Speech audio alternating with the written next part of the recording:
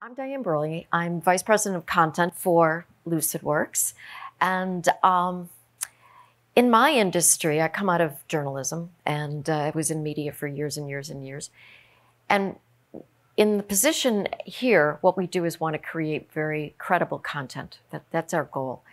And I look for industry benchmarks to tell me how I'm doing. That's what we do, right? It doesn't matter the industry, it doesn't matter the discipline. We want to see how we stack up to what others are doing. Is what we're doing realistic? Is it aspirational? And we're sort of like waiting for that pat on the back that, hey, we're doing the right thing. So a year ago at Activate, I had just started, and one of our longtime customers had said, hey, what are some of the benchmarks in retail? What is it we should be doing? What is it we are doing maybe well? And can you help us out with that? So I don't know if you've ever done a baseline survey. It takes a while to get things pulled together, longer because I was hiring people and doing my day job. But then we came up with a great partner, Retail Touchpoints, and we began the survey in earnest this summer. This is what I hope to be an annual survey. And I'm hoping it's your survey. If you come out of retail or you come out of commerce, I don't want to limit it to just retail. This one probably skewed a little bit more B to C. In the future, I'd like it to be B to B. I'd like it to be people with a greater strata, if you will, of revenue. We limited to people with over 100 million. We had 123 participants in this survey. So I think we're going to have really good information. It's a little bit narrower in the cohorts, but I think it starts to paint a picture. Next year when we do this, and like I said, I want to open it up so it could be companies of any size. Why not? What is it they're doing?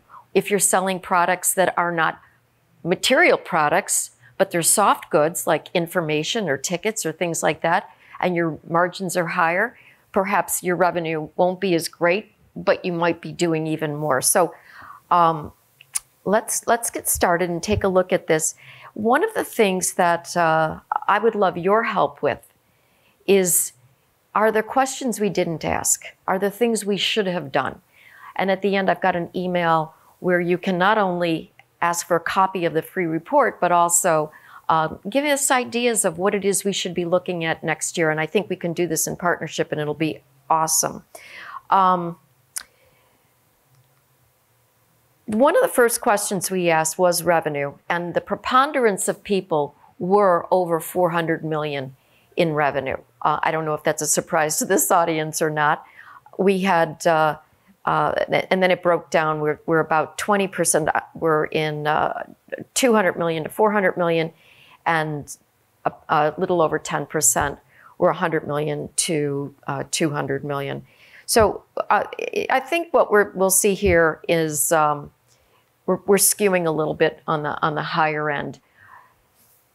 I don't want to ask anybody show of hands, and this is anonymous. This is a safe space. I don't want people feeling like they're being called out, but I do, from time to time, I'm going to ask you if you see surprises, and I want you to feel like you can raise your hand at that point or comment. Some of the pain points that we drew out of this survey, we asked, during times of peak demand, what are your biggest worries? And site down was obviously the number one thing that all of us were most concerned about. A little bit of a surprise on our end was the idea that there'd be stockouts, and that was a very high preponderance. Maybe not as high as we probably think it should be, was undiscoverable products. And I want to dive into undiscoverable products a little bit. And then, of course, slowdowns in checkout. What's interesting about the undiscoverable products is that as many people, when people come to your site, the preponderance of what they do is they go to the search bar. If they don't find what they're looking for, that's just made some other brand very happy. The null sign is the worst, or even on the other side of the coin, the confusion. There's just so much noise, they don't want to spend any time. So we see a lot of opportunity in there. Here's another question we asked. What is the length of time from when you add items into the catalog to when they're available for customers to find? And again, we were a little bit surprised by this because, again, remember, this is skewing at 400 million or more in revenue size. So instantaneously was, it was only about 20% were instantaneous, 1 to 2 hours. But when we all of a sudden were looking at 24 or more hours for over 50%, 53% of people responded that it took them 24 hours or even more than that to update and make things findable. We were trying to figure out what that would mean, so we broke it down by cohort. We did a crosstab on this. And what is interesting is that the preponderance of people who had the most difficulty did have the bigger, we're doing more in revenue. Now, is this because their product catalogs are so big that we don't know, that the indexing, they're afraid to index real time? Clearly, there's technologies out there that will eliminate that problem, but this was one of the things that y'all reported on. One of the reasons why we think this is a great opportunity for you folks is that successful search increases the conversion average from 2.77 to 4.63. So if things are in the product catalog, but the product catalog is not yet available online because it hasn't been indexed and they can't find it, they obviously can't buy it. So you want to see if you can't get that indexing time down to near instantaneously so that you can make sure that you're taking advantage of these different types of opportunities. So I want to stop here for a second. Did that surprise you that more than 24 hours to index, get something? Was that a surprise? Show of hands if that's a surprise. So is that a pat on the back for those of you who are seeing it almost instantaneous? So let's take a look at some of the metrics now that we asked. We asked how many visits before there was a conversion. And again, by average, it was 3 to 4 times is what you'll see. Are people showing up 5, 6, 7, 8 times? Is it because it's a high-priced item? They need to talk it over with a significant other before they spend that amount? Are they saving up? Did they put it in the wish list? Why is it that they're not pulling the trigger right away? And I think this is some of the things that you could look at. Is it that it's sort of what they wanted, but it isn't exactly what they wanted? Should your search have been able to serve up something that was really a better match? So I think these are some things that you can look at. So what is the average click-through rate? The click-through rate percentage, obviously, is the percent of searches that lead to a product detail page. The click-through rate, 30% of your visitors are going to start at the search box. Okay, they're going to start there. 80% of those visitors will abandon the website if they don't find what they're looking for. So when you have a poor click-through rate, you're probably, you've got a lot of opportunity to change that situation. And I think since you're spending so much money to acquire people to your site with all of the keyword advertising that you're doing, I think this is a great opportunity to spend more time trying to convert the people that actually make to your site versus trying to build a bigger audience to get there. I hope that makes some sense. You're spending a ton of money to get people to your site. They get there, they're not finding what they're looking for, and they're moving on. The add to cart percentage. This is actually a good surprise for us. We thought that the add to cart ratio was quite good. Again, the add to cart is you've put something in your shopping basket and you're seeing consumers add more things to it. That tends to be just great margin at that point. You're not paying for that cost of acquisition. You're also building loyalty. The people are adding more goods into their shopping cart at that point, and they're showing a satisfaction. So these are really great turnout. We wanted to break this out again by cohort, and as you can see, that it was really pretty even across the board. We were actually, I think that this was a good balance across revenue types.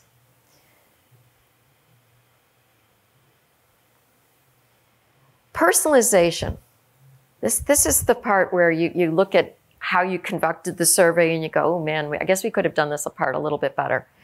We asked people on a scale of 1 to 5, how well do you feel like you're able to predict shopper intent? Now, maybe there was confusion about what shopper intent was. Maybe a 4 out of 5 is really what they meant. Or maybe they thought, we asked on a scale of 1 to 5, but we didn't say 5 being good, 1 being bad. So I've looked at these numbers a couple different ways, and I think you'll see why we're a little bit confused, that they think they're doing a pretty good job at mind reading. So how do they predict the intent of search? And then you've got this jump of people, 14% that says, well, we don't predict it. So how can you be doing it well if you're not predicting it? Then there's another cohort of nearly 40% that's doing rules-based. And then finally, nearly 50% are saying that they're using AI. This too is surprising because rules-based, and again, I'm not going to show hands, but I know on my side, what I'm trying to do is sell information. Rules-based means I'm guessing as to what the next item is that you want. I'm getting an idea that you're in my persona, right? I love that word, persona. That means we're all a general in this category. And we're saying, yeah, we think this is what a person is going to want, instead of knowing with almost certainty that this is that's something that somebody's going to want. So again, I am very skeptical that 4 out of 5 is really where people were at. Then we asked a little bit more about how your company predicted the intent of search, and we did it again by cohort. And I think you'll see here that in the 400 million or more, we saw that they were using AI at 56%. So, and that's not so surprising that the bigger the company, they are starting to invest more and more in AI, and they're starting to see. So those results actually support, when you're using that much AI and machine learning, then we think that these numbers are a 4 out of 5. But when you see all this other noise in here, I'm a little bit skeptical. So next year we'll make sure we quantify that 5 means, yay, we got it. 1, we don't have a clue, and maybe we'll word it just like that. Which online and e-commerce personalization capabilities do you use? We asked this question, and we saw that customers, we had, we asked a number of different questions that they were looking for signal feedback, loyalty programs. Well, we were looking at, I can't read my screen, feedback signals and so on. So again, we thought that these numbers might be a little bit, this is what people are self-reporting, obviously. And I think what we can do next year is make a little bit more clarity. We'll probably have to have like a little dictionary of what these terms mean. You're creating a survey, and you don't want to make it so onerous that people don't want to take it. So we have that little fine edge where we want to get the question out there, get you in and out. We want to say it's 3 to 5 minutes. And then all of a sudden, if you have to read War and Peace to figure out how to take the survey, we're not sure if it's going to have the same impact. We looked at capabilities and site downtimes, stockouts, undiscoverable were issues in the capability section. So do you use A/B testing to tune the relevance of your search results? And we found that 85% say yes. What we could have asked is, how many experimentations are you doing? A/B testing, you do 1, you do 2, you do 3, or are you doing thousands? And it's very hard to do thousands without machine learning and automation. So again, this question, it's great that people are experimenting, but if you're only doing 1 or 2, it's really not what we're looking for from a benchmark. So next year we'll try and help make that a little bit more clear as well. So all the ways that people are using AI and ML to power the customer experience. And if you were in Will's keynote this morning, Will was talking about how, AI, and I hate it when people blame marketers for this, right? This isn't marketing's problem.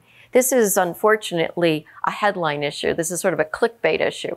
People gravitate to the word AI, and we go, okay, everything's fortified now with AI.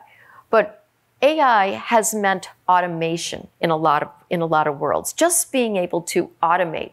You can automate with rules. You can automate with like find and replace in Microsoft Word. You find this word and replace it with that. That's not really what we're talking about from an AI. So again, I think over the next couple of years when we do these types of surveys, people will become more educated as to what is AI, what is ML. So natural language. People are convinced they're using natural language. And one of my colleagues, Trey, tomorrow on the closing keynote, he will be talking about how natural language can include deep learning, machine learning, and just simple AI. And I say simple AI. So again, you're seeing these, but you're not seeing it across this cross-section of whether or not, where do we mean? Is it fully deep learning where there's lots of learning underneath it, or is it a little bit more rudimentary? Document classification was really what most people are interested in. And again, you've got a lot of data. It's not labeled the same. So people are using tools like possibly text analytics or other ways of automating.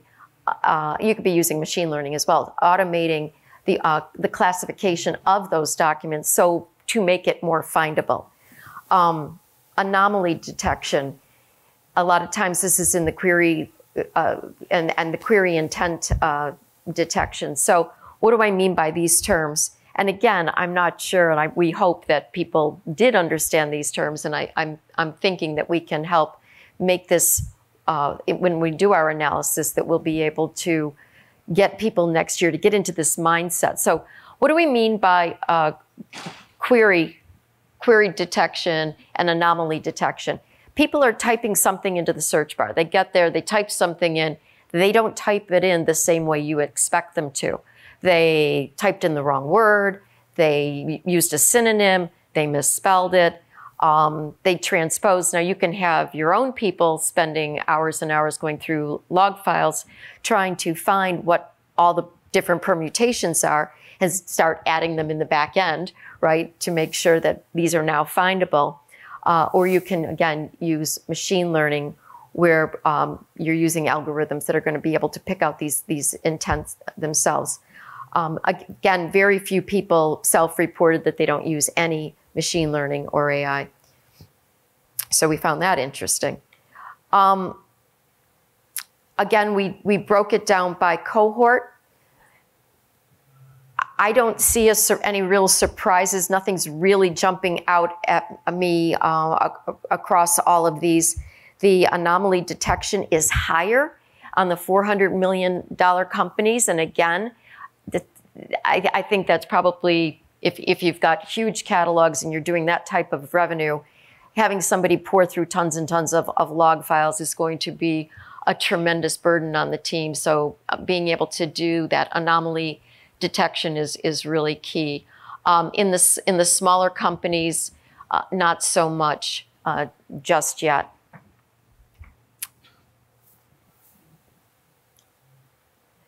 So then we asked, besides your product catalogs, what other data sources are being integrated into your stack? And loyalty systems jump right out, right? Everybody wants to know, have you bought before? That's obviously important. And the ERP systems and point of sale. So what was really surprising to me is the GIS, right? This is where are you located? And if you think about it, you're selling product that might be seasonal. It might be, like, are you going to really want to sell an anorak in Los Angeles? You probably don't want to be able to promo that. So if you don't know that the person is coming in from Los Angeles because you can't do that sort of rudimentary detection, you're possibly missing out on an opportunity of making sure that you're skewing toward warmer weather goods, or maybe it's sporting teams from that area versus sporting teams from another. So, the old adage, you have one shot at making a great first impression. I think we have to think about this a little bit.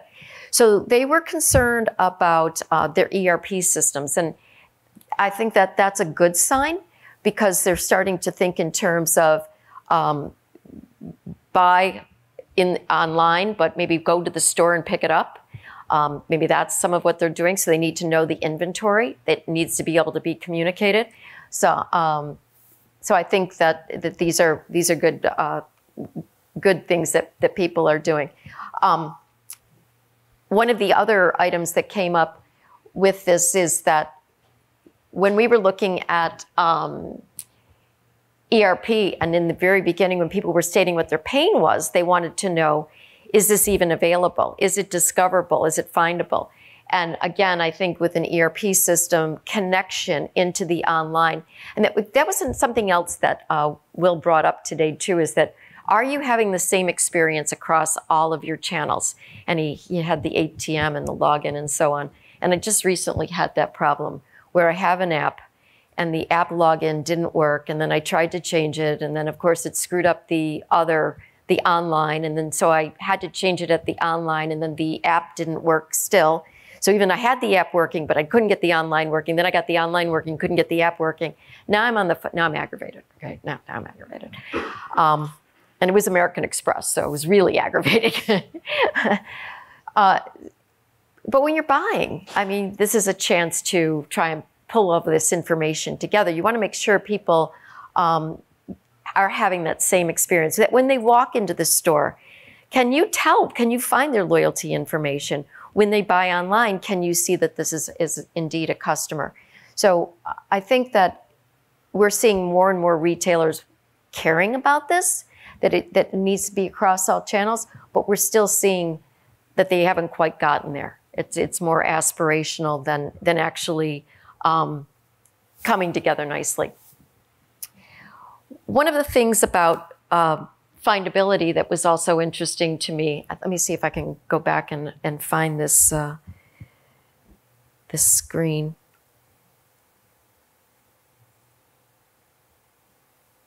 Is it predicting this intent of search? I want to focus on this a little bit, because this is this whole idea of personalization and hyper-personalization that you're probably reading about until you're getting ill. When you have people wanting to bring in items from all these different types of locations, and you've got, I'm sorry, I'm going to start over. When you've got people going to your site and using the search bar, it's not just the search results that are coming back to you, but it's now all the recommendations that are coming with it. So it's more than just using the search to provide that intent. It's now that the whole user experience, what's now faceted, what's underneath it, can all be driven by machine learning. And so you've created a brand new personalized experience. So I think that there's two schools of thought here. We think in terms of personalization from the search bar, what's being returned to you, but how does that whole page return to you? And then when you click down on that, one of the other questions we asked was, what is some of the feedback information you're using from people? And a lot of folks are using user behavior data, and that user behavior data tends to be offline. What we like to see people using, we call it signals, is the idea that this is real time. Real time, I clicked on this, I didn't click on that. I wrote this query, I didn't get anything that I wanted, I tried again, I moved on. And so all of that becomes the feedback signal, right? We're actually capturing those clicks. Is that what's part of driving your machine learning? And if it's not, then you're missing a golden opportunity to actually really work on this whole intent and personalization piece. So I'd like to open it up for some questions right now on the survey itself, or some of the findings that we had.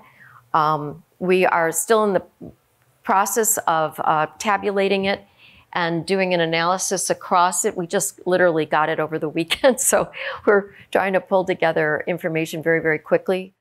Any surprises by the information that was found? Any questions of what it is you'd like to see next year? And by the way, I do have a copy of the survey. It's available.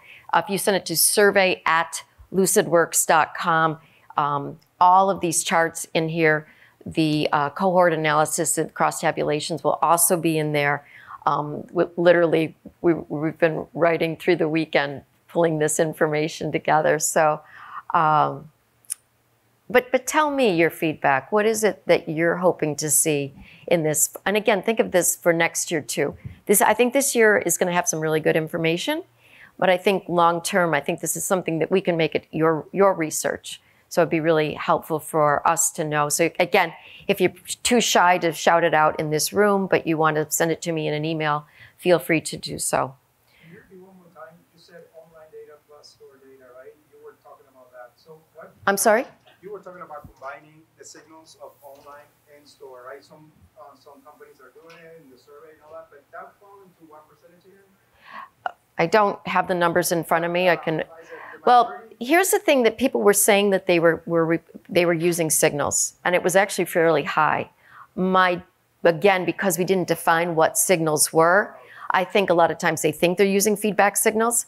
They may think that loyalty data is feedback signals. So I think there may have been some confusion as to that terminology, because I was actually surprised the number was as high as it was, although I can't recall off the top of my head. And again, I'm not sure how we create a survey where you're really defining all these things, because again, you want to keep that survey tight, unless we go, well, this is really important. This is something that we want to put out there, so we're going to spend that extra time defining what it really means. Do you think that the size of the catalog is more important than the revenue that you have for this offer? That if you're selling $100,000 Teslas, that's very different. Do you have the microphone? I think we're recording these, so it might be.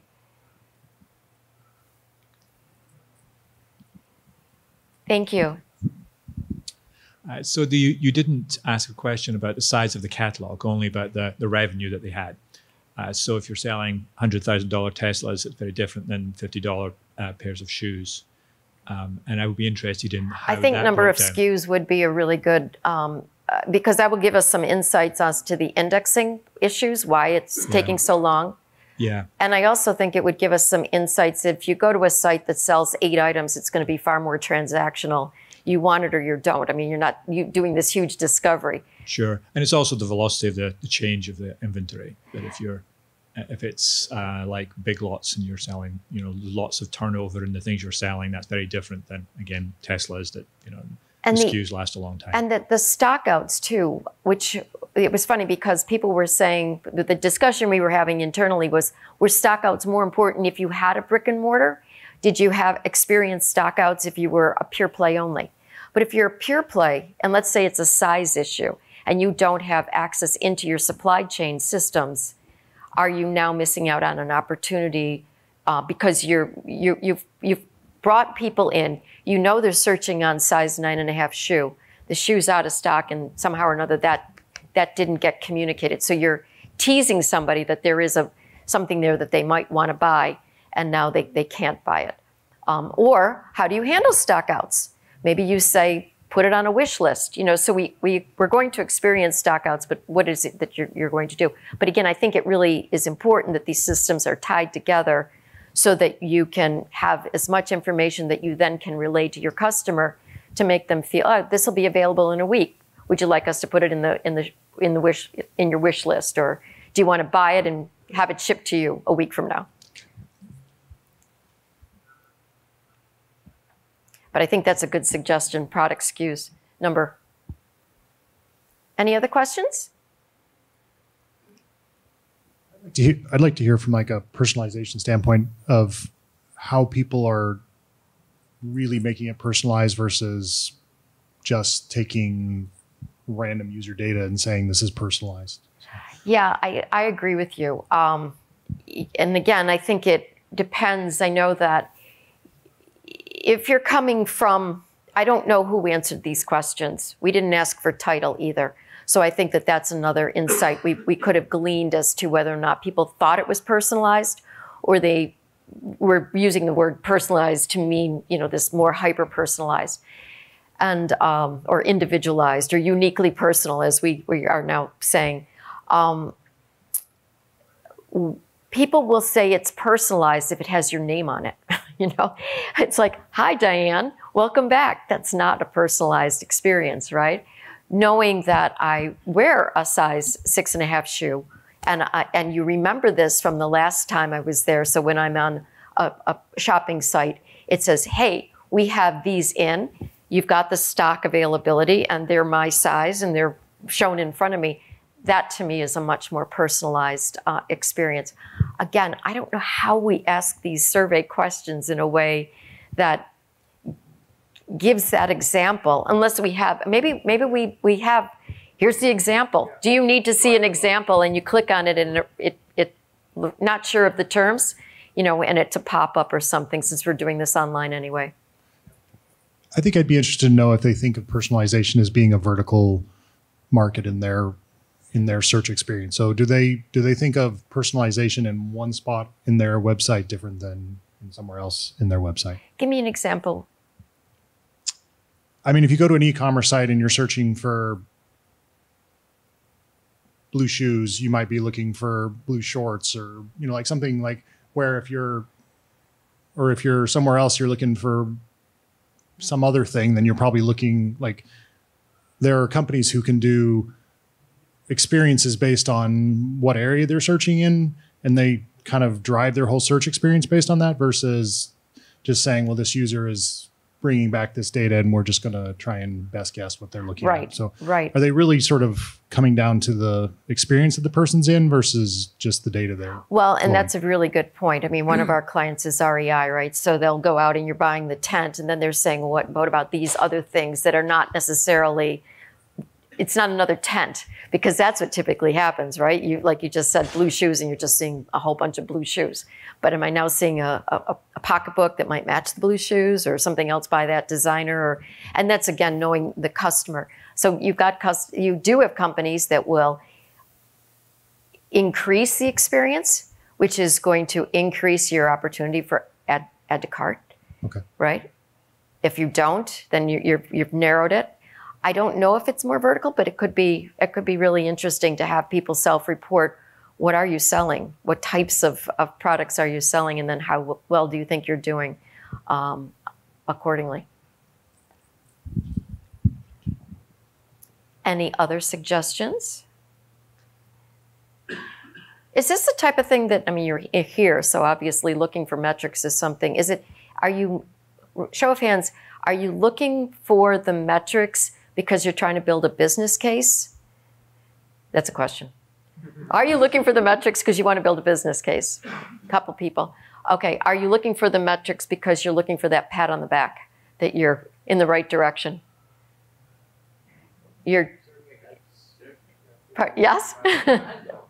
Yeah, I mean, it helps, right? I mean, we're, again, I come out of editorial, and there's a blogging survey I use every year, and you know, the best companies out there that are creating the most authoritative content are of a certain size or not.